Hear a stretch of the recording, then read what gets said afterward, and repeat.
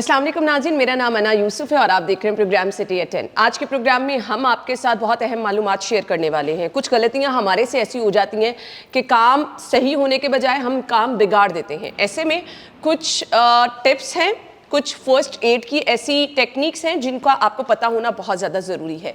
खुदा न खास्ता हम सभी अपनी ज़िंदगियों में घर से बाहर भी आते जाते हैं, घर में भी खाना बनाना, सीढ़ियाँ चढ़ना, कपड़े आयरन करना रोज़मर्रा के हमारे काम है ना।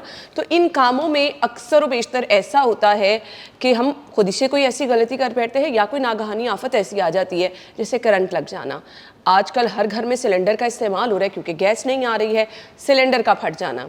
इसके अलावा आप कपड़े आयरन कर रहे हैं, एकदम से कुछ वायर्स जो है शॉर्ट सर्किट हो गया, करंट लग गया, मोटर चलाने गए, बेल दी, बारिशें आगे जैसे शुरू हो जाएंगी।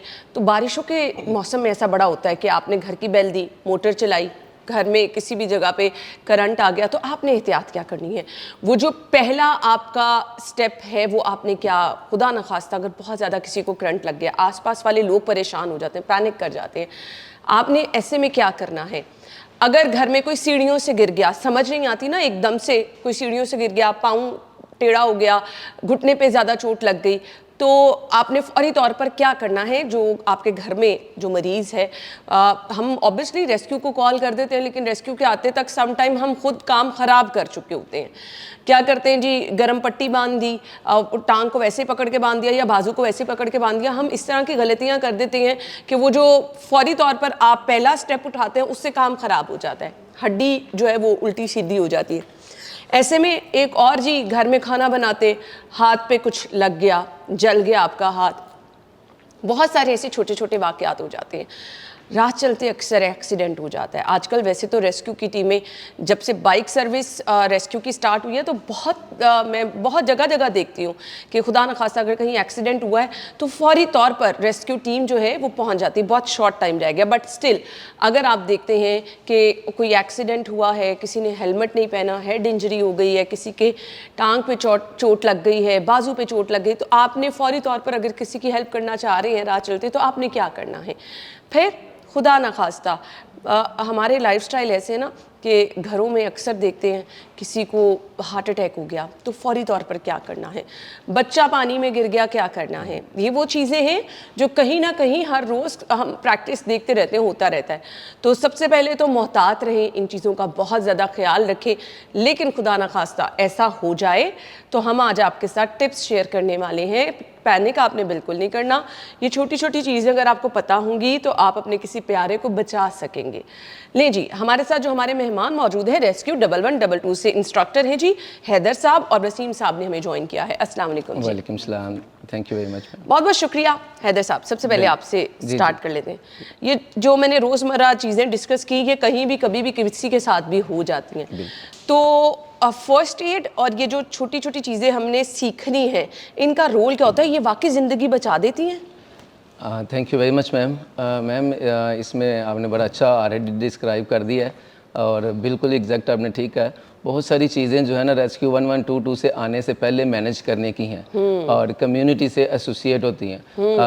Aldous we have very good response time, जो कि एवरेज रिस्पांस टाइम हमारा 7 मिनट है। तो बहुत सारी चीज़ें ऐसी हो जाती हैं कि 7 मिनट से लेस देन टाइम रिक्वायर होता है विक्टिम को मैनेज करने का।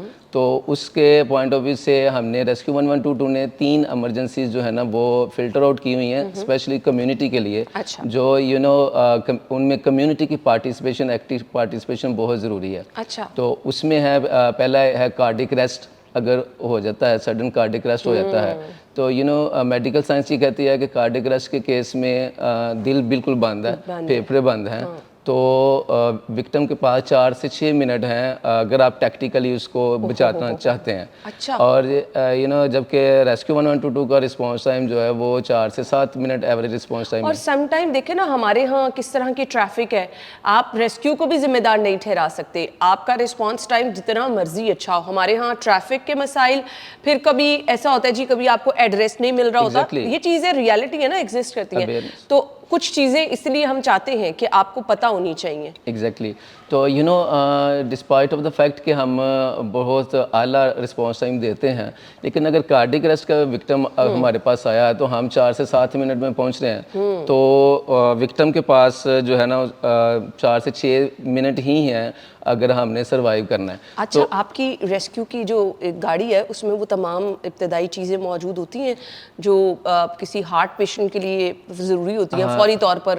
एग्जैक्टली मैम, इसको हम रेस्क्यू एम्बुलेंस को हमारा ये मिनी हॉस्पिटल कंसीडर होता है। हमारे पास एडवांस चीज़ें भी होती हैं, लेकिन जो है कार्डिक अरेस्ट के पेशेंट में टाइम मैनेजमेंट कंसीडर करती है। तो अगर चूँकि कम्युनिटी से हम एड्रेस करना चाह रहे हैं, तो यू नो कम्युनिटी के लिए अगर किसी कार्डिक अरेस्ट के पेशेंट को अगर आपने बचाना है तो जिस इंडिविजुअल के सामने, जिन लोगों के सामने वो हुआ है, अगर वो लोग उसको प्रॉपर मैनेज नहीं करेंगे within 4 to 5 to 6 minutes. Haidar साहब, होता पता क्या है, सम टाइम किसी को पता भी नहीं होता हार्ट अटैक हुआ है। Exactly. घर में कोई बेहोश होकर गिर गया और पहले कभी कोई हार्ट की ऐसी कोई शिकायत भी नहीं रही कि बंदे को पता हो कि भाई फलां बंदे को। आजकल तो हमारे लाइफस्टाइल ऐसे हैं, अच्छा खासा तंदुरुस्त बंदा, यंग बंदा, एकदम से हार्ट अटैक हो गया तो पता भी नहीं ना होता। एग्जैक्टली मैम, इसीलिए हमने ट्रेनिंग प्रोग्राम शुरू किए हुए हैं कम्युनिटी लेवल के, क्योंकि आपने जो है ना, आपके पास टाइम कम है तो आपने बहुत जल्द असेसमेंट करनी है।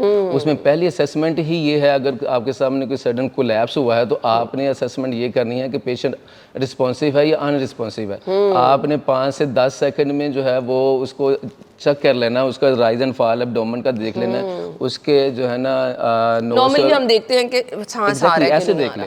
सांस आपने एस्टेब्लिश करना है। अगर नो ब्रेथ है, सांस नहीं है, तो आपने रेस्क्यू 112 को कॉल ज़रूर करवानी है। खुद करें, अगर आपके पास लोग हैं बहुत ज़्यादा तो उनको कहें, उनकी रिस्पॉन्सिबिलिटी कहें कि कॉल कर दें। इस दौरान आपने 4 से 5 मिनट 7 मिनट में रेस्क्यू वालों ने आना है। तो उस वक्त जो ये इंपॉर्टेंट फेज़ है कार्डिक अरेस्ट की, अगर इस फेज़ को अनअटेंडेड और टैक्टिकली यूज़ नहीं करेंगे आप तो यू नो रेस्क्यू वाले आएंगे भी तो वो मुश्किल हो जाएगा। हैदर साहब, आपको ऐसी कॉल्स भी मौसूल होती होंगी क्योंकि शदीद गर्मी में हम देखते हैं ना, जब हीट वेव वगैरह होता है, राह चलते कोई मजदूर नीचे गिरा बेहोश हो गया, तब भी रेस्क्यू को मैंने देखा है रोड पे अपनी खिदमत सर अंजाम दे। तो नॉर्मली क्या इशू होता है ऐसे जब शदीद गर्मी में राह चलते कोई बेहोश हो जाता है? मैम, इसमें 2 रीज़न है। एक तो उस विक्टिम की पिछली हिस्ट्री होगी कि अगर वो उसको कोई कार्डिक अरेस्ट या इससे एसोसिएट कोई चीज़ है तो वो फिर भी कोलैप्स हो सकता है। एग्जैक्टली। और दूसरा ये है कि जैसे आपने बताया कि डिहाइड्रेशन का कंसेप्ट है, हीट वेव का कंसेप्ट है, तो हमने या कम्युनिटी ने उसको ऐसे ही एनालाइज करना है कि वो कोलैप्स हो गया और उसको जज करना है कि उसका सांस चल रहा है कि नहीं चल रहा। 10 सेकंड में उसको जज करने के बाद आपने, अगर वो नो ब्रेथ है, सांस नहीं है, तो आपने अगली फेज जो है वो CPR की है, वो वाली फेज पे लाजमी आना है। उस फेज को वो वेरी मच सिंपल रिसर्च के बाद होगी हुई हैं चीज़ें कि आपने डायरेक्ट चेस्ट पे आना है और चेस्ट कंप्रेशन स्टार्ट करना है। CPR क्या है हम वो आपको बताएंगे भी, लेकिन जब कभी भी जैसे कि हैदर साहब कह रहे हैं, राह चलती अगर आपको कोई बेहोश हुआ हुआ नजर आता है, आपने पहले देखना उसका सांस आ रहा है या नहीं आ रहा। घर में खुदा ना खास्ता कभी ऐसे हो गया है, गर्मी है, घरों में भी ऐसे वाकयात हो जाते हैं, जिन पेशेंट की हार्ट प्रॉब्लम की हिस्ट्री है उनके साथ कभी ऐसे वाकयात, फौरी तौर पर आपने ये देखना है कि पेशेंट का सांस आ रहा है या नहीं आ रहा। क्योंकि पैनिक हो जाते हैं ना हम लोग, क्या करते हैं मुंह में फौरन पानी डालना शुरू कर देते हैं, पानी के छींटे मारना शुरू कर देते हैं। फर्स्ट हमारा रिएक्शन एक यही होता है, ये जज करना है रिस्पांस, और फौरी तौर पर जो काम करना है वो 1122 पे कॉल करनी है। क्योंकि आप इतने एक्सपर्ट नहीं है, आप उसकी लाइफ को थोड़ी देर के लिए सस्टेन तो कर लेंगे टैक्टिक्स के थ्रू, लेकिन अल्टीमेटली उसके साथ इशू हुआ है तो उसको एडवांस केयर की ज़रूरत है। तो पहला स्टेप ही आपका 1122 पे कॉल करना है, कॉल फॉर हेल्प है, और आगे फिर आपने जो है ना वो एवेलुएट करना है। सांस अगर नहीं है तो दिल की धड़कन बंद है तो फिर आपने CPR की तरफ आना है। वो भी हम इतना सिंपल कर दिया गया है। कुछ लोग कंफ्यूज होते थे कि ये बड़ी कोई एक्सपर्ट है और इसके लिए कोई सर्टेन डिग्री की ज़रूरत है या कोई ट्रेनिंग की बहुत ज़्यादा डिटेल ज़रूरत है। तो हमारे डिपार्टमेंट ने इसको कम्युनिटी के लिए, एक लेमैन के लिए बिल्कुल आसान कर दिया ताकि जो है ना किसी किस्म का। हैदर साहब, लोगों को क्या ये ट्रेनिंग फ्री भी दी जाती है कि अगर खुदा ना खास्ता कोई ऐसे घर में वाकयात हो जाए? क्योंकि मैंने रेस्क्यू की टाइम टू टाइम ऐसी सरगर्मियाँ देखी हैं कि आप कम्युनिटी को इंगेज करते हैं और कहते हैं कि जी आए हमारे पास और हम आपको ये तमाम चीज़ें सिखाते हैं।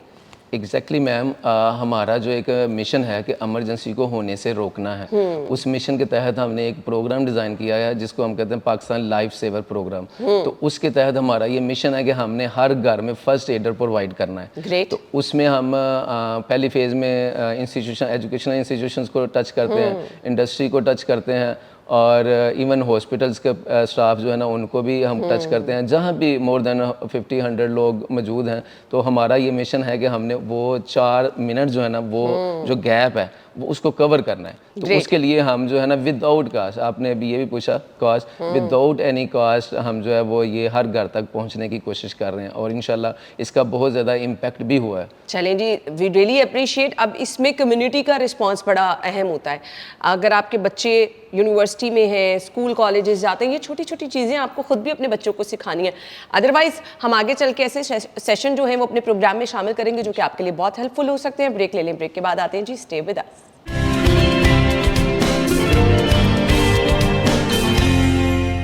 प्रोग्राम में आपको एक बार फिर से खुश आमदीद कहेंगे। अच्छा जी, हमारे साथ वसीम साहब मौजूद हैं जो कि मेरे ख्याल से बहुत बड़ा काम सर अंजाम देते हैं। घर में कभी कोई ऐसा वाक़या हो जाए ना कि एकदम से कोई सीढ़ियों से गिर गया है, किचन में कोई आग लग गई है, एकदम से सिचुएशन ये होती है कि पूरे घर के लोग शोर करना शुरू कर देते हैं। आप अपने आप को भी उस जगह पे रखें ना, मतलब समझ कुछ नहीं आ रही होती है एकदम से। मुझे एक वाक़या याद है, मैं अपनी बच्ची को दवाई पिला रही, एकदम से गले में दवाई लग गई, उसका सांस नहीं आ रहा था। तो मुझे वो टाइम याद है, मतलब मैं इतना पैनिक कर गई थी कि मैं करूँ क्या, मतलब दवाई भी बाहर निकल गई, बच्ची का सांस भी नहीं आ रहा, बड़ी मुश्किल सिचुएशन हो जाती है। तो मेरे ख्याल से जो ये तमाम चीज़ें हैंडल कर रहा होता है ना, उसका अपनी सेंसेस में रहना, उसका बहादुर होना बहुत ज़्यादा ज़रूरी होता है। तो वसीम साहब, क्या कंडीशन होती है आपकी? कभी परेशान नहीं हुए मरीज़ अगर बहुत बुरी हालत में हो तो? Thank you very much ma'am.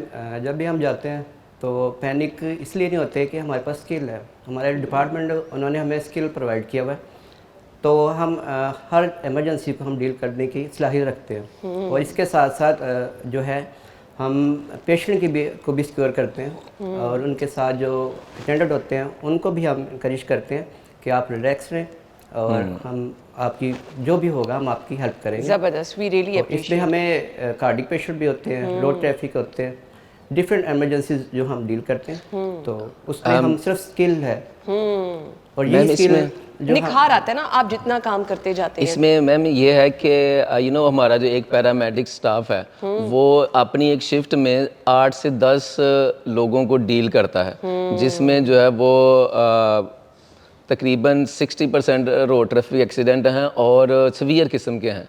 तो अगर डेली ही जो है ना ऐसी सिचुएशन से जाना है ना, तो वो इतने उनका एक्सपोजर हो जाता है कि उनके जहन में यही होता है कि इनको हमने बचाना है। वो डॉक्टर्स की तरह के आपके तो वो पैनिक वाला इनकी जो है ना, इनको इतने टफ मराहल से गुजारा जाता है पहले ही इमरजेंसी सर्विसेज अकेडमी में, रियल जो है सिचुएशन इनको दी जाती है वहाँ पे, और उसके बाद फिर इनका इतना एक्सपोजर है कि डेली इन्होंने 8-10 मरीजों को डील करना। नो डाउट, तो इसमें ये बड़ा स्ट्रॉन्ग है। हिम्मत है जी। वसीम साहब, कितने साल हो गए आपको रेस्क्यू 11122 में? अल्हम्दुलिल्लाह मुझे तकरीबन 17 ईयर्स से अबव हो गया। माशाल्लाह, 17 साल आपका एक्सपीरियंस है।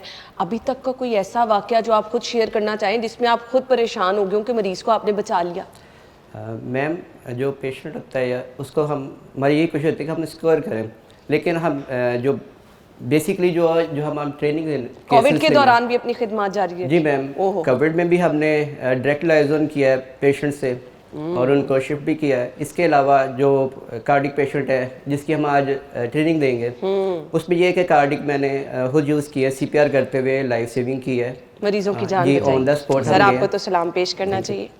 ज़बरदस्त ज़बरदस्त, ये तो बड़ी अच्छी चीज़ें हैं। मतलब आप ये देखें कि ये वो लोग हैं, मतलब मुझे कोविड का टाइम याद आता है, वो बड़ा खौफनाक टाइम था। हम अपने दफ्तर तो आते थे, लेकिन जिस तरह से आते थे आसपास आपको दफ्तर कोई नहीं नज़र आ रहा होता था। जो 1-2 लोग नज़र आते थे उन्होंने भी हिफाजती किट्स पहनी होती थी, और सिर्फ PCR से एक आवाज़ आ रही होती थी, यहाँ कैमरा लगा था, शो रिकॉर्ड करा के बाहर से ही चले गए, मतलब किसी से आप मिलते भी नहीं थे। वो टाइम था वो। तो ये वो लोग थे, तब भी अपनी खिदमत सर अंजाम दे रहे थे। इंतहाई खौफनाक टाइम था वो। उसमें मैं अपने रेस्क्यूज़ को, ये नहीं कि मैं रेस्क्यू में हूँ, इसलिए मैं इनको सलाम पेश करना चाहता हूँ कि मैंने इनके जो है ना कभी भी वो चेहरे पे ऐसा नहीं देखा था कि इनसे अवॉइड करना है। इनके they are very much clear कि अब डायरेक्ट इंटरेक्शन हमने ही कोविड वालों से करना है। तो और किसी ऐसी ऐसी अहलकार को कोविड हुआ भी? बहुत से को हुआ और उनके करज हमने देखा, उनको हमने आइसोलेट भी किया, लेकिन वो रिकवर करने के बाद फिर उसी फील्ड में आए और उन्होंने कहा कि हम फ्रंट पे जाएंगे। तो ये अनबिलीवेबल चीज़ें थी रेस्क्यूज़ की, और इसका क्रेडिट भी हमारे सेक्रेटरी साहब को जाता है कि वो फ्रंट पे लीड करते रहे हैं, वो खुद जाते रहे हैं। तो उनको जब हम देखते हैं तो हमारी फिर जो है ना वो इनकरेज होते हैं हम, और ये फिर माइंड में ही नहीं आता, हम कंसीडर करते हैं कि हम अब इस कौम के लिए फ्रंट लाइन के मुजाहिद हैं। ज़बरदस्त ज़बरदस्त। अच्छा, अभी आपकी एक टीम है फायर फाइटिंग के लिए, एक आपकी टीम है जो कि डिफरेंट हम इमारतें देखते हैं कोलैप्स हो गई, वहाँ पे कोलैप्स पहुंचनी स्ट्रक्चर के होती है, लिए। वो एक अलहदा टीम है। जी, जी, तो अपनी ज़रा टीमें बताइएगा किस तरह इनको कैटेगराइज किया गया हुआ है? मैम, जो हमारी सबसे पहली टीम है वो है एम्बुलेंस सर्विस वाली, ठीक है। जिसमें एक रेस्क्यू ड्राइवर होता है और दूसरा जो है ना वो पैरामेडिक्स होता है। इसको हम इमरजेंसी मेडिकल सर्विस कहते हैं। ठीक है। और दूसरी रेस्क्यू सर्विस है। रेस्क्यू सर्विस ये है कि हमारा एक FDR होता है, फायर फाइटर भी है, और वो उसको हम डर्ट रेस्क्यू भी कहते हैं। वो बिल्डिंग कोलैप्स और फायर फाइटर जो है ना साइमल्टेनियसली उसकी ऐसी ट्रेनिंग की जाती है कि वो दोनों को अप्रोच करता है। और तीसरा हमारा जो है वो यही लोग जो FDR हैं, ये ड्रोनी केसेस, वाटर रेस्क्यू जिसको हम कहते मैंने हैं। गोताखोर देखे आपके, बड़े ज़बरदस्त उनकी भी ट्रेनिंग होती है। एग्जैक्टली इन दिनों उनको स्पेसिफिकली जो है ना वो रावी पे, BRB नहर पे, और हमारा अपना जो सेंटर है वहाँ पे उनकी क्योंकि आने वाले दिनों में सैलाब के भी खदशात हैं, तो उसकी आपके हम ऑपरेशन घंटों जारी रहते हैं सैलाब के exactly। दौरान, तो इसमें भी जब्त होना और आपके इसमें अहलकार इसमें बहुत स्ट्रॉन्ग आपको मेंटली फिजिकली तो अल्हम्दुलिल्लाह है ही है, लेकिन जो मेंटली स्ट्रॉन्ग है, इसलिए हमारे पास साइकोलॉजिस्ट भी हैं, वो इनको मेंटली भी स्ट्रॉन्ग करते हैं। जैसे आपने कहा कि ये जो है ना कुछ ऑपरेशन तो 2-3 दिन 4 दिन तक भी चले जाते Continue करते हैं, हैं, बिल्कुल और पानी से एक जो है वाटर फोबिया भी होता है, लेकिन जो हम सारी इन चीज़ों से बालातर है। जैसे इन्होंने कहा एक ही 1 पॉइंट एजेंडा है कि विक्टिम तक पहुँचना है, पहली फेज़ में उसको बचाना है, और बस उसको हमने वाटर से निकालना है किसी भी। तो हमारे पास फिर वो एक्सक्यूज़ की या इस किस्म की कोई गुंजाइश होती नहीं है। आपने हर वो टैक्टिक्स यूज़ करनी है जो हम बचाने के लिए कर सकते हैं। नहीं जी, हमारे पास रेस्क्यू 11, 22 की जितनी भी टीम्स है, जितने भी डिपार्टमेंट्स इनके अंडर हैं, मैंने इनकी जब भी काम इनका देखा है, चाहे वो कोई, क्योंकि शहर बड़ा शहर है, कभी हमने देखा खुदा ना खास्ता कोई बिल्डिंग गिर जाती है, आग लगने के यहाँ पे बड़े बड़े वाक़यात हुए। मुझे वो LDA वाली बिल्डिंग का वाक़या याद है, हफीज़ सेंटर वाला वाक़या, जो तो 2-2, 3-3 दिन ऑपरेशन जारी रहे। तो ये टीमें वहाँ पर लोगों की जानें भी बचाती रहीं। बहुत मुश्किल काम होता है। तो नो डाउट ये जो रूटीन के रोड एक्सीडेंट वगैरह हैं, ये तो इनके लिए मामूली चीज़ें हैं, बट इसके लिए मेरे ख्याल से हमें खुद भी थोड़ा सा मोहतात रहना होगा। कुछ एहतियातें भी आपके साथ शेयर करेंगे और आगे जाके कुछ टिप्स भी करते हैं। आपने हमारे साथ ही रहना है, स्टे विद अस, ब्रेक के बाद आते हैं।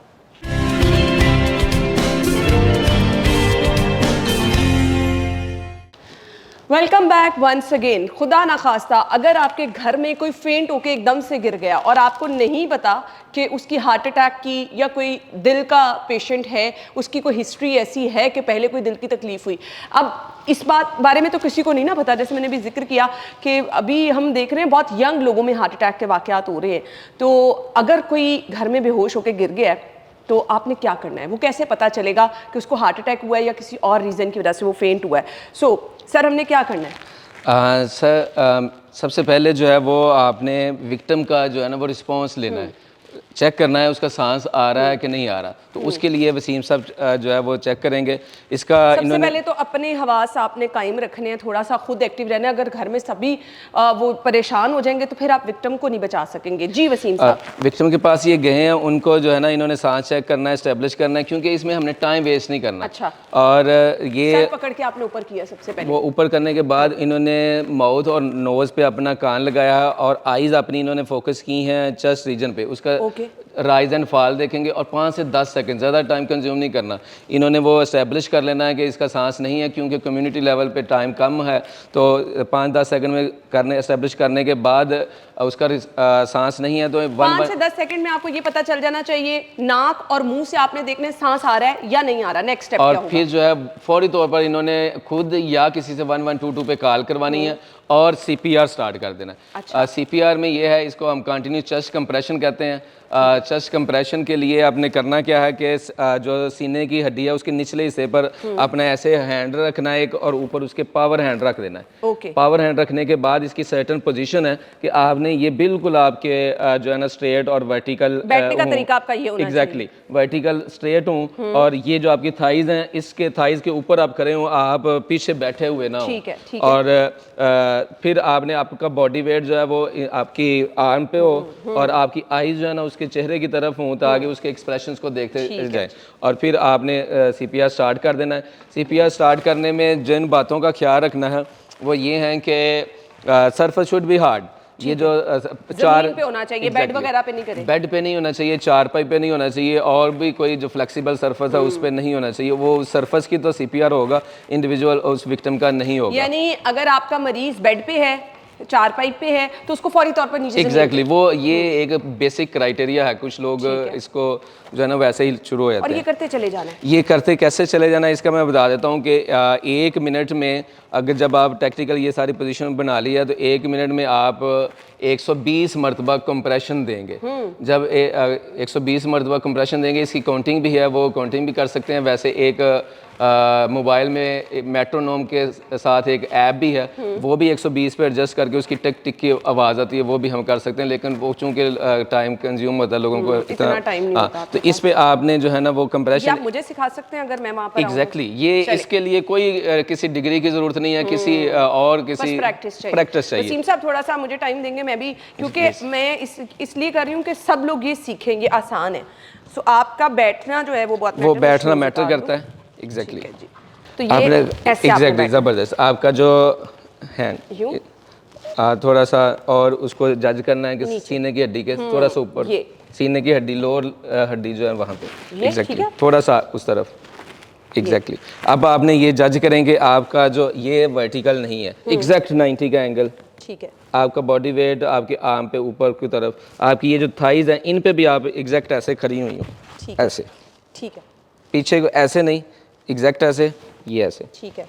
जब आप ये टैक्टिकली पोजीशन संभाल लेंगी तो फिर आप ना थकेंगी ना, आपको अपनी कमर का मसला आएगा और आप करती जाएंगी। आप कंप्रेशन स्टार्ट कर दें। ज़बरदस्त, वेरी गुड।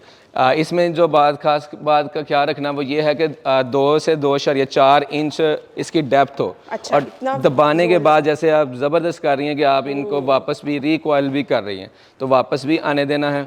और इस तरह आपने ये ज़बरदस्त आपने किया है। अच्छा, इस दौरान तवज्जो आपकी फेस पे होनी चाहिए, फेस की तरफ, क्योंकि आपने फेस की तरफ देखते फेशियल एक्सप्रेशन में वेरिएशन जो है ना वो जज करनी है। अगर इस दौरान सांस बहाल हो जाता है और आपने फिर जो है वो इसकी रिकवरी पोजीशन भी बनानी है, बल्कि आप ही बना दे रिकवरी पोजीशन कि आप जो है वो इसको शोल्डर इधर से पकड़ेंगी, ठीक है, और इसको करवट दिला देंगे। ठीक है। फौरी तौर पर अगर सांस आ रहा है तो आपने पेशेंट को ऐसे टर्न कर देना और उसको मॉनिटर करते रहना, क्योंकि उसके साथ इशू हुआ है और मॉनिटर करते करते जो है ना वो एडवांस केयर अगर आ गई है, रेस्क्यू 1122 वाले आ गए हैं, उनके हैंड ओवर करके हॉस्पिटलाइज करना एडवांस केयर के लिए। वो जो हम पानी मुंह में फौरन डाल देते हैं, पानी देखें, ये पुअर प्रैक्टिसेस हैं। पानी वगैरह का कोई कंसेप्ट, बिल्कुल कोई कंसेप्ट नहीं है। सिर्फ आपने सांस को मॉनिटर करना है। अगर सांस नहीं है तो इसका मतलब है कि आपने चेस्ट कंप्रेशन की तरफ जाना है। और सबसे इम्पोर्टेंट बात यही है कि 1122 पे कॉल करनी है ताकि एडवांस केयर की तरफ जाया जा सके। आप उसको सस्टेन कर रहे हैं, उसकी लाइफ को बचा रहे हैं, लेकिन आप फाइनल ट्रीटमेंट नहीं कर रहे। अमूमी तौर पे अगर मरीज थोड़ा सा स्टेबल, तो सांस बहाल हो जाता है ना, तो आपने इस तरह टर्न करके मरीज को बस अब रेस्क्यू का वेट करना है, उसको मॉनिटर करना है, क्योंकि ऐसे केसेस में ये भी चांसेस होते हैं कि वो दोबारा कोलैप्स भी हो सकता है। अच्छा, अगर दोबारा कोलैप्स हो गया तो फिर आपने सांस चेक करके फौरी तौर पर जो है वो चेस्ट कंप्रेशन की तरफ जाना है। ये टफ टास्क है, इसके लिए जो है ना वो एनर्जी भी चाहिए और फौरी तौर पर चांस नहीं है कि वो बहाल हो जाएगा। इसके लिए आपको मेरा ख्याल है कि जब तक रेस्क्यू वाले नहीं आते, एडवांस केयर नहीं आती, उस वक्त तक आपको CPR करने की ज़रूरत पड़ सकती है। तो ये आपके माइंड में होना चाहिए कि ये एक कंटिन्यूस एनर्जी कंज्यूमिंग चले जी, प्रोसेस है। ये तो हो गया कि अगर किसी को हार्ट अटैक हुआ है राह चलती, अगर आपने किसी को बेहोश होते देख लिया तो आप उसकी कम से कम ये हेल्प कर सकते हैं, ये सदका जारिया भी है। अच्छा, इसके अलावा भी हैदर साहब इशू क्या होता है कि घर में अक्सर ये होता है कि करंट लग गया, और करंट लगने पे ये वो टाइम होता है, अक्सर बारिश की सूरत में ना ये वाले वाक़यात हम देखते हैं बहुत ज़्यादा रिपीट होते हैं। बेल दी, करंट लग गया, और सम टाइम तो ऐसा होता है अंदरून शहर वाली साइड पे हमने देखा है कि वो पूरी ग्रिल में करंट आ जाता है, आप इस्त्री कर रहे हैं उसमें करंट आ गया, तो फौरी तौर पे अगर किसी को करंट लग जाए तो आपने करना क्या है? क्योंकि पकड़ने वाले जो शख्स होता है वो भी करंट की जद में आ जाता है। एग्जैक्टली देखें, ये जो है ना आपके पास टाइम भी बहुत कम होता है और आपका जो है ना वेरी मच एक्टिव होना बहुत ज़रूरी है। अच्छा। आपने ये सीन असेसमेंट करनी है कि ये करंट से विक्टिम है। सबसे पहला काम यही है कि करंट को डिस्कनेक्ट करना है। अच्छा, किसी भी ठीक है। सूरत में आप जो है वो आपकी जो यूटिलिटी हैं मेन उनको आपकी मेन सप्लाई लाइन है उसको बंद कर दें। उसको बंद कर दें, ठीक है। फिर भी आपको अगर वो वहाँ तक नहीं कर सकते तो फिर आपने कोई इंसुलेटर जैसे कि लकड़ी वगैरह लेते हैं उससे ही उसको डिस्कनेक्ट करना है। ठीक हो गया। असल काम आपका उसके बाद का है कि आपने विक्टिम के साथ क्या करना है। तो विक्टिम के साथ आपने यही देखना है, फिर वही काम है कि आपने देखना है कि वो विक्टिम रिस्पॉन्सिव है अनरिस्पॉन्सिव है। अल्टीमेटली उसके साथ हुआ यही है, अगर जो है ना उसके कार्डिक अरेस्ट की तरफ वो जाएगा कि उसकी एक्टिविटी, दिल की धड़कन बंद हो एग्जैक्टली। तो आपने जब रिस्पांस लेना है वो अनरिस्पॉन्सिव है तो फिर आपने CPR की तरफ ही जाना है और 1122 पे कॉल, टाइमली कॉल जो है वो ज़रूरी है। तो सबसे पहले बिजली के केसेस में जो है ना अपनी सेफ्टी और उसके बाद विक्टिम को जो है वो रिस्पॉन्सिव और अनरिस्पॉन्सिवनेस चेक करने के बाद दूसरी चीज़ें करनी है। बाज़ औक़ात अगर रिस्पॉन्सिव भी है तो फिर भी वो जो इतना उसको झटका लग जाता है कि वो बिल्कुल फेंट होता है। मुझे ना कुछ वो चीज़ें बता दें कि अगर आप बिजली का काम कर रहे हैं तो कम से कम आपको अपनी हिफाजत के लिए जूता पहना होना चाहिए। एग्जैक्टली। ये चीज़ें कुछ जो रेस्क्यू की गाइडलाइन होती हैं कि उसके बगैर आपने कहीं से खंबे के पास से गुजर रहे हैं, ऐसे आते जाते आप हाथ लगाते जा रहे हैं, बच्चे ऐसे कर देते हैं ना अक्सर, तो कुछ गाइडलाइन रेस्क्यू क्या देते हैं? गाइडलाइन यही गाइडलाइन है कि अगर स्पेशली जो वर्कर है उसको वो फेमिलियर भी होता है उन चीज़ों से, लेकिन अनफॉर्चुनेटली वो करते नहीं है। जो पर्सनल प्रोटेक्टिव इक्विपमेंट डिफाइन है वो आप यूज़ करें। आप अपने लेदर ग्लव्स जो हैं या प्लास्टिक के ग्लव्स जो इंसुलेटर ग्लव्स हैं वो यूज़ करें, और आप जूते आप पहने, और अपनी जो आपके टूल्स हैं वो भी देखें कि वो इंसुलेटर उनके ऊपर चढ़े हुए हैं, लगे हुए हैं। आप टेस्ट करें, खुद पहले इन चीज़ों को अप्लाई करें और फिर आप जो है ना वो कर सकते हैं। तो हमारा पहले यही, जहाँ भी बात होगी पर्सनल प्रोटेक्टिव इक्विपमेंट की बात होगी। चलें जी, दैट्स रियली ग्रेट। हम ब्रेक की तरफ जा रहे हैं, ब्रेक के बाद आपको ज्वाइन करते हैं। स्टे विद अस।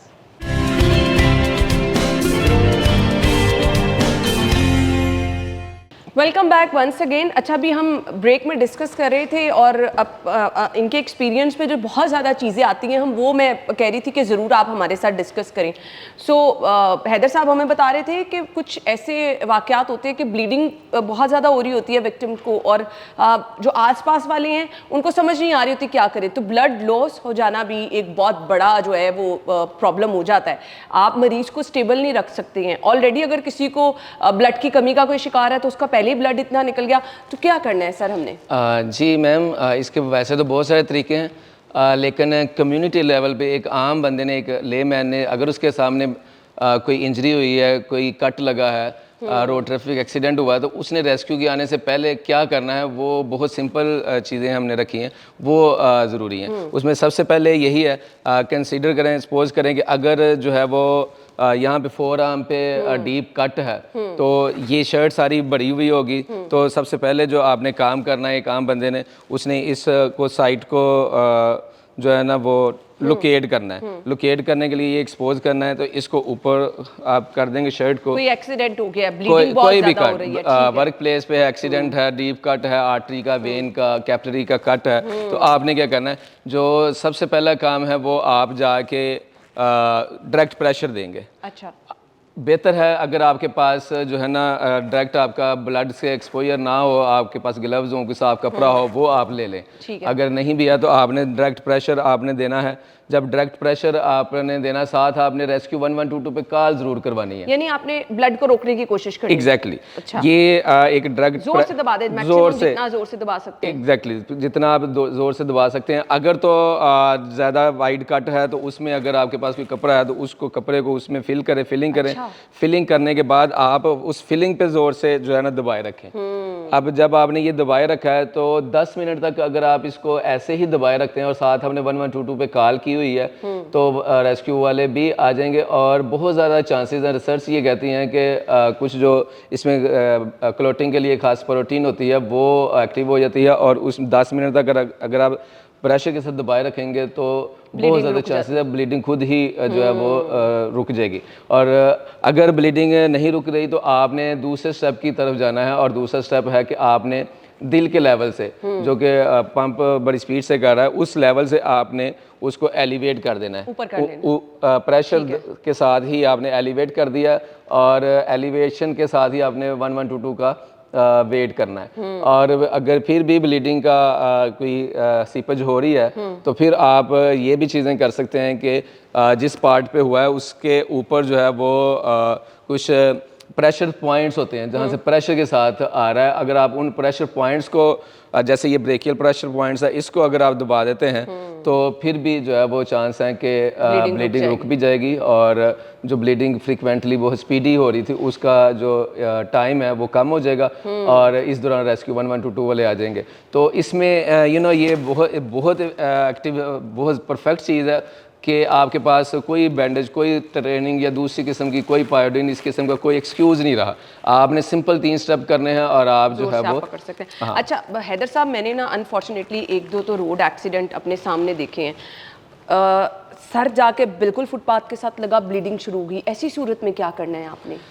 देखें रूल जो है वो कम्युनिटी लेवल पे यही है कि आपने जो है वो ये तीनों रूल अप्लाई करने हैं। अगर वो हेड इंजरी हुई है, ब्लीडिंग लॉस हो रहा है तो वो नीचे है तो आप पहले डायरेक्ट प्रेशर दें और प्रेशर देने के बाद उसको हार्ट से ऊपर कैसे होगा कि उसको आप वर्टिकल करें, खड़ा करें, उसको लटाएं ना।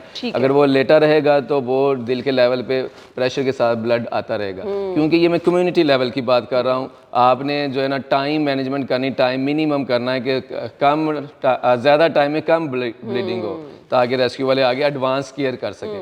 तो पहला काम वही है कि डायरेक्ट प्रेशर आपने देना है। दूसरा ये कि आपने दिल के लेवल से हेड को ऊपर कर देना है जो कि आप खड़ा कर सकते हैं, चेयर पे बैठा सकते हैं और फिर आप जो है वो इसको कंप्रेशन दिए रखेंगे। और ये चीज़ें होता क्या है कि अक्सर रोड एक्सीडेंट हुआ, टांग टूट गई, बाजू टूट गया तो लोग क्या करते हैं, पकड़ के बांध देते हैं, बाजू को किसी उल्टी तरह से मैनेज कर देते हैं। तो आपने फौरी तौर पर क्या करना है, क्योंकि वो अगर आप बुरी तरह से मैनेज कर दें तो वो हाथ की हड्डी, बाजू की हड्डी टेढ़ी हो जाती है। एग्जैक्टली ये बहुत फ्रिक्वेंटली ऐसे केसेस हमें मिलते हैं और ऐसी प्रैक्टिसेस हैं, इसलिए इस चीज़ को भी हम कम्युनिटी का हिस्सा बनाते हैं। फ्रैक्चर का केस है तो उसको जो है ना वो पुअर मैनेजमेंट की वजह से वो कॉम्प्लिकेटेड हो जाता है और मफलूज इंडिविजुअल हो सकता है। उस केस में आपने जो है ना वो हमारा एक सिंपल प्रिंसिपल है फ्रैक्चर का याद रखें। प्रिंसिपल एक ही है कि जिस पार्ट में फ्रैक्चर हुआ है, सपोज करें कि ये फोर आर्म पे आपको शक है कि इधर फ्रैक्चर है तो इस फोर आर्म के आगे वाला जॉइंट और पीछे वाला जॉइंट उन दोनों की हरकत रोकनी है। आगे वाला जॉइंट लुक जैसे ये रिस्ट जॉइंट है तो ये ऐसे ऐसे हो सकता है तो इसकी चोट इधर है लेकिन ये जॉइंट की वजह से उसको जो है हड्डी डिस्टर्ब होगी और ज़्यादा कॉम्प्लिकेशंस आएंगी। इसकी मूवमेंट को रोकना और ऊपर वाले की मूवमेंट को रोकना। देखिए घर में अगर कोई सीढ़ियों से गिर गया और मरीज कराहता हुआ कह रहा होता है कि मेरी बाजू टूट गई है, मेरी बाजू में दर्द हो रही है, आपके जहन में ये बात आनी है कि अगर वो ये बात कर रहा है तो आपने उसकी मूवमेंट को रोकना है। ठीक है, मूवमेंट नहीं होने देना। आपने उसको मूवमेंट इमोबिलाइज करके उसको साकन करके जो है ना वो उसकी हरकत नेक्स्ट स्टेप करनी है। तो उसके लिए प्रिंसिपल यही है कि अगर आपके पास कोई हार्ड चीज़ है, गत्ता है, इसको जैसे हम स्प्लिंट कहते हैं लकड़ी का है, तो आपने जो है ना वो उसको ऐसे लगाना है बैक स्लैब और आपने कोशिश करनी है कि ये ऊपर वाला जॉइंट और पीछे वाला जॉइंट स्ट्रेट हो जाए। जब ये स्ट्रेट हो जाएगा तो ये मूव नहीं कर सकेगा फ्रिक्वेंटली और फिर इसको ऐसे करने के बाद यहाँ से इसको फिक्स कर देंगे। अब ये हुआ है कि जितना डैमेज हुआ था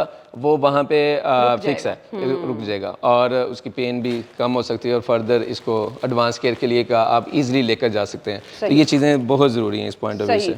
अगर आप रास्ते में कभी किसी को देखते हैं घर में खुदा न खास्ता अगर कोई गिर गया है, सीढ़ियों से गिर गया है, या ऊपर अगर आप चढ़ के कोई काम कर रहे थे नीचे गिर गए और मरीज कह रहा है मेरी टांग में बहुत पेन है, मुझे ऐसे लग रहा है टांग की हड्डी टूट गई है, बाजू की कंसीडर करना है। तो ये आपने सबसे पहले फर्स्ट एड के तौर पर ये काम करना है। आपकी गाड़ी में एक फर्स्ट एड किट, उसमें क्या क्या चीज़ें होनी चाहिए?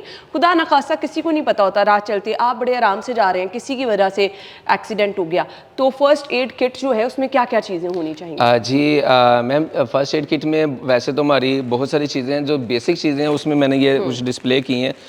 उसमें हमारे पास जो चीज़ें होती हैं उसमें ये नेबुलाइज़र है। नेबुलाइज़र जो है वो चूँकि SOB के शॉर्टनेस ऑफ ब्रेथ के पेशेंट बहुत ज़्यादा आते हैं, बच्चे आते हैं और बूढ़े भी आते हैं, तो उसके लिए हम जो ये नेबुलाइज़र रखते हैं और साथ जो है वो BP ऑपरेटस है। इस BP ऑपरेटस से आप जो है वो उनका BP ऑपरेटस चेक करके नोट करके आगे एडवांस केयर वालों को भी जो है वो कन्वे करेंगे कि इतना इसका टेम्परेचर था जब हमने जो है वो किया।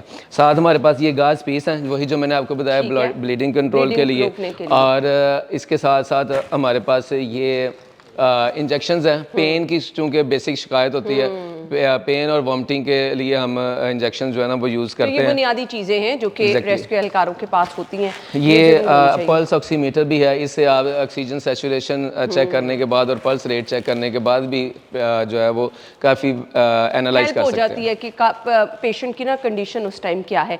सो हैदर साहब मुझे ये भी बता दें, घर में बच्चा अक्सर कॉइन गले में फंसा लेता है या नाक में पानी चला जाता है, फौरी तौर पर आपने क्या करना है? बच्चे को हम सांस बहाल करने की कोशिश करते हैं, बच्चे का सांस नहीं आ रहा होता, एकदम रंग चेंज होना शुरू हो जाता है। जी मैम, इस चीज़ को हम वैसे मेडिकल की टर्म में फॉरेन बॉडी एयरवे ऑब्स्ट्रक्शन कहते हैं कि बाहर से कुछ चीज़ आपकी ऑब्स्ट्रक्शन होगी, आपका एयरवे पैसेजवे जो है वो ऑब्स्ट्रक्ट हो गया तो ऑक्सीजन की सप्लाई रुक जाएगी, सांस में दिक्कत आएगी और अल्टीमेटली जो है ना वो शॉक में भी विक्टिम जाके फर्दर इसकी इवन डेथ की तरफ भी चले जाते हैं विक्टिम, अगर टाइमली सांस को आप मैनेज नहीं करते। तो आपने स्पेसिफिकली बच्चों का पूछा है, अडल्ट की इसकी लहदा ट्रीटमेंट है। बच्चे की ट्रीटमेंट सिंपल यही है कि आप बच्चे को आपने अपने हाथ पे लिया है तो आप ये एक हम पोजीशन रखते हैं, उसको इसके आप अपने हाथ पे रखेंगे, उल्टा कर लेंगे, उल्टा कर लेंगे, एक आप इसका एंगल बनेगा। आप इसी को पकड़ के, इसी डब्बी को पकड़ के दिखा सकते हैं। हाँ चलें इस तो आप जो है ना वो ये कंसीडर करें कि छोटा बच्चा है, हाँ। तो उल्टा कर लेंगे, आप ये पोजीशन रख सकते हैं, तो आप बैक स्लैप इसको कहते हैं, ठीक है। और आप ये साथ सामने देखेंगे कि इसमें बहुत ज़्यादा चांसेस हैं कि कोई भी चीज़, एक तो एंगल ऐसा बन जाता है और दूसरा जब पुश होता है नीचे तो डायफ्राम तक जब पुश जाता है तो जो भी एयरवे में चीज़ है वो ज़रूर आगे आएगी। आपका ये है कि आपने सामने भी देखना है कि वो चीज़ गिर रही है कि नहीं। अगर ज़्यादा ऑब्स्ट्रक्शन है तो नहीं क्लियर हुआ, आपने आगे भी देखा है, तो फिर विक्टिम को मॉनिटर भी करना है कि वो शॉक की तरफ तो नहीं जा रहा। अगर वो शॉक की तरफ जा रहा है तो उसको आपने फिर लटा के उसको मॉनिटर करना और सांस चेक करना है। अगर सांस चला गया है तो फिर आपने आना CPR की तरफ ही है, आपने दिल और फेफड़े बहाल करने की कोशिश करनी है। ठीक हो गया। गले में अगर कुछ लग जाए, खाते हुए कुछ इस तरह से गले में बच्चा फंसा ले, तो उसके लिए भी आपने यही प्रैक्टिस करनी? हाँ, ये पार्शियल ऑब्स्ट्रक्शन है, प्रैक्टिसेस यही हैं। अल्टीमेटली आपने जो है ना वो मॉनिटर करना कि सांस कंप्लीट तो नहीं रुक गया और बेहोशी की तरफ, अनकॉन्शियस तो नहीं वापस। अच्छा जी, ये वो तमाम चीज़ें हैं जो कि हमने एहतियात के पॉइंट ऑफ व्यू से आपके साथ शेयर की हैं। खुदा ना खास्ता अगर घर में कभी कोई ऐसा वाक़या हो जाए तो आपने सबसे पहले अपने होस्ट जो हैं वो घर में किसी एक आधे को ज़रूर ये ट्रेनिंग दिलवाएं। रेस्क्यू आपको ये फ्री सर्विस दे रही है, तो अगर आप लोग चाहते हैं रज़ाकाराना तौर पर किसी की हेल्प करना चाहते हैं, सोचिए अगर आप गली मोहल्ले में किसी एक आधे को ये ट्रेनिंग हो, किसी के साथ ऐसा वाक़या हो, घर वाले तो पैनिक कर जाते हैं, आसपास वाले लोगों में से कोई आगे बढ़कर किसी की जान बचा ले तो इससे बड़ा काम क्या होगा। Thank you so much. बहुत ज़बरदस्त काम आप सर अंजाम दे रहे हैं, मैं तो खिराज तहसीन पेश करना चाहूँगी जी। इसी तरह से आप अपनी खिदमत सर अंजाम देते रहे, पता नहीं कितनी ज़िंदगियाँ आप लोगों की वजह से महफूज रह जाती हैं। Thank you so much. तो नाज़रीन, हमें फीडबैक ज़रूर दीजिएगा और इस तमाम सेशन की अगर डिटेल्स आपको चाहिए आप हमारे YouTube चैनल पर जा सकते हैं और वहाँ से आप ये तमाम सेशन से रिलेटेड कुछ भी अगर जानना चाह रहे हैं, ज़रूर ये चीज़ें खुद भी सीखें, अपने बच्चों को भी सिखाएं, आसपास वाले लोगों को सिखाएं। अगर आप ये सोच लें कि आपकी वजह से अगर किसी की ज़िंदगी बच जाएगी तो कितना बड़ा काम आप ज़िंदगी में सर अंजाम दे देंगे। अपना बहुत सारा ख्याल रखिएगा, इजाज़त दीजिए, अल्लाह हाफ़िज़।